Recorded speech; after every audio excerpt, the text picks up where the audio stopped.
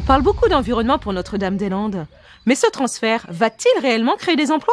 D'abord, ce transfert de l'aéroport, il est important pour le développement de notre territoire, pour la capacité de l'ouest de la France et pour la capacité de la métropole nantaise à rayonner. Il y a une vraie question pour le territoire national. Est-ce que c'est simplement quand on habite à Paris qu'on pourrait être directement connecté aux grandes villes européennes et internationales? C'est important pour notre territoire. Pour moi, à Nantes, c'est la nouvelle gare en 2019, plus le grand port maritime, plus le transfert de l'aéroport, ça fait partie d'un projet global. Ensuite, qu'est-ce qui va se passer sur le site actuel de Nantes Atlantique? Deux choses. D'abord, aujourd'hui, sur le site, on a un pôle national sur l'industrie du futur, notamment avec Airbus, 5000 emplois. Demain, ça nous permettra de faire venir d'autres entreprises, de conforter ce pôle pour en faire un pôle européen et de doubler le nombre d'emplois. Ça, c'est la première chose qu'on fera sur le site. La deuxième, 110 hectares consacrés à une forêt urbaine. Parce que pour nous, pour moi particulièrement, la question environnementale, elle est importante.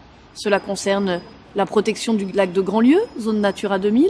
Cela concerne les nuisances sonores. Et moi, je souhaite que les Nantaises et les Nantais, et pour des questions de sécurité, et pour des questions de nuisances sonores, puissent voir leur qualité de vie améliorée. Et puis, ça concerne surtout la lutte contre l'étalement urbain.